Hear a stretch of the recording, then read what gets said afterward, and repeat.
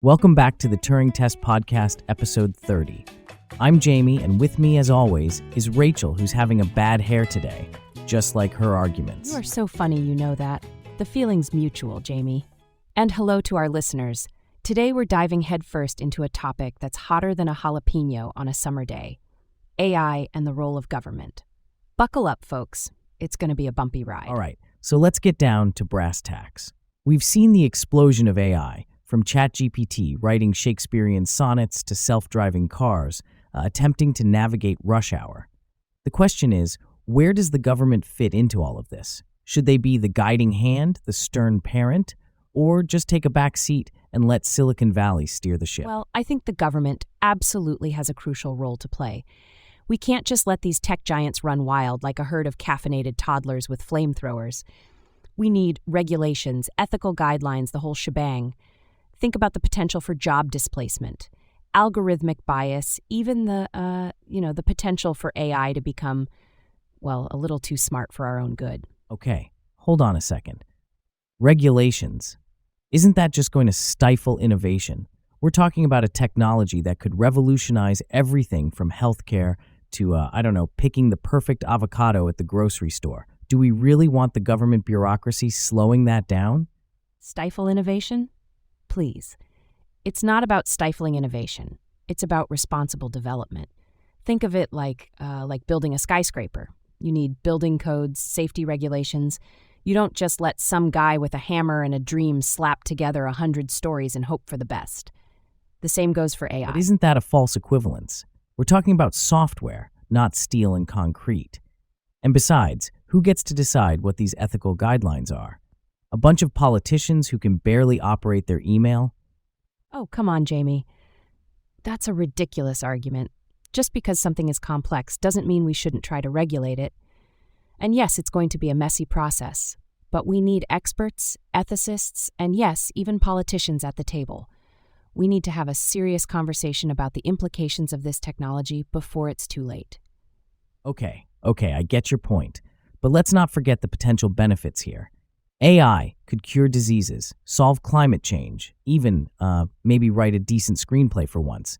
Don't we want to encourage that kind of progress? Of course, we do. But we can't just blindly chase progress without considering the consequences. Remember Frankenstein? He was all about pushing the boundaries of science, and look how that turned out. All right, fair enough. But let's be realistic. The AI genie is already out of the bottle.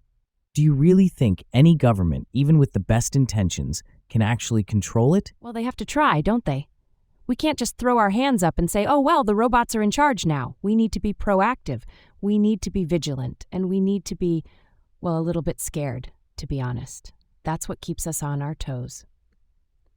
By the way, so before we continue, just a quick shout out to Augmented AI, the producer of the Turing Test Podcast. Augmented AI hosts a variety of cutting-edge courses in generative AI, large language models, edge AI, robotics, and computer vision.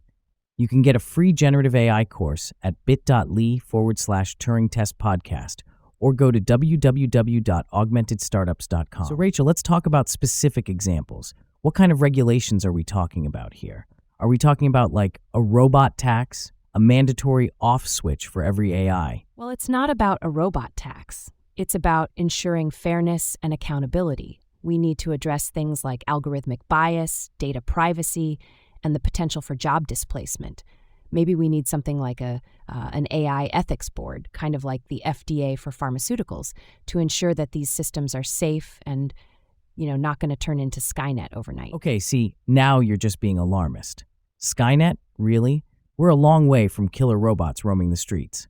And besides, who's going to enforce these regulations? The UN? Good luck with that. Look, I'm not saying it's going to be easy, but we have to start somewhere.